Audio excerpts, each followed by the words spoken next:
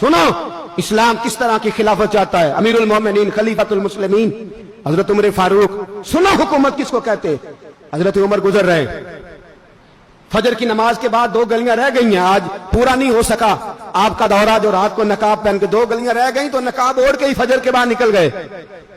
एक छप्पर है छोटा सा, एक कुटिया है, झोंपड़ी, बूढ़ी अम्मा बैठी है।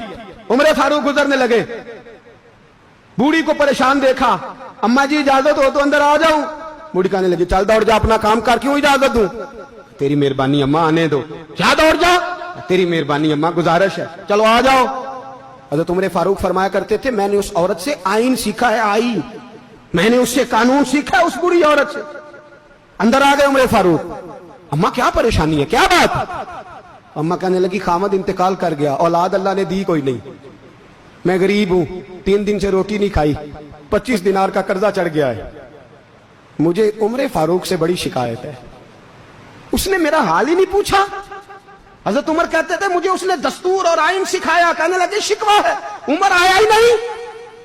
तो हजरत उमर कहने लगे अम्मा, उमर को क्या पता कि तू इस हाल में है। अम्मा दस्तूर बयान करती है, अम्मा जमहूरियत का ऐलान करती है, कहती है नहीं पता उमर को। तो उमर से कहो छोड़ दे हुकूमत, उसके हवाले करे जो खबर रख सकता है, ना इधर उधर की तू बात कर। ये बता के काफिला क्यों लुटा, मुझे रहजनों से गरज नहीं, तेरी रहबरी का सवाल है। उमर से कहो छोड़े हुकूमत, उसको दे जो पता रख सकता है।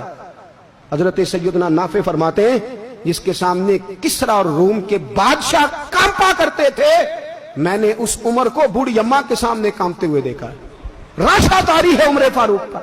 दौड़े गए, 25 दिनार लाए, राशन रख के लाए, रोटियां पकाई, बूढ़ी अम्मा को खिलाई। कहने लगे अम्मा 25 दिनार ले ले और चल, गलती हो गई, उमर को माफ कर दे। अम्मा बोली, बोल के कहने लगी मैं नहीं माफ करती, मैं तो पक्का फल लूं, बस गिरने वाली हूं, एक दफा कब्र में जा लेने दे, मेरे रसूल आएंगे तो मैं उमर की शिकायत करूं।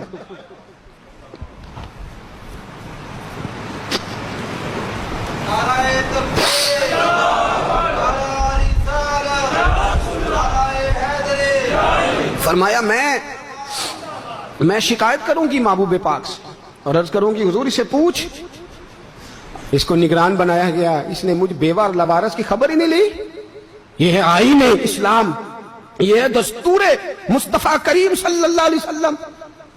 यहां कितने गरीब भूखे सोते, कितनों के बच्चे रोज अगवा होते, कितनी मुसीबतें। गवर्नमेंट कहती है कुछ भी नहीं, कुछ भी नहीं, कुछ भी नहीं, अफवाह ही है, अफवाह ही है। अफवाह है तो उसका इलाज क्यों नहीं होता।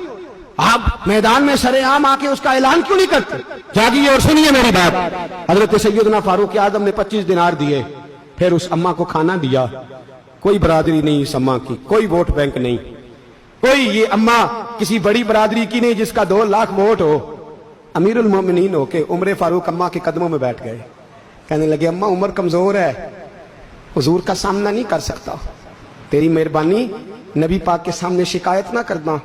अम्मा कहने लगी चल मैं तेरी खातर माफ कर देती, जा तू मुझे किसी अच्छी माँ का बेटा लगता है, जा तेरी खातर। कहने लगे चल फिर मुझे लिख के दे। कहने लगी मैं तो अनपढ़ हूं, तू लिख दे मैं दस्तखत कर दे। हजरत उमर ने लिखा। एक बूढ़ी अम्मा को शिकायत थी खत्ताब के बेटे उमर से, और फिर वो माफ हो गई। अम्मा कहती है मैंने अल्लाह की रिजा के लिए माफ, ये दस्तखत कर दो।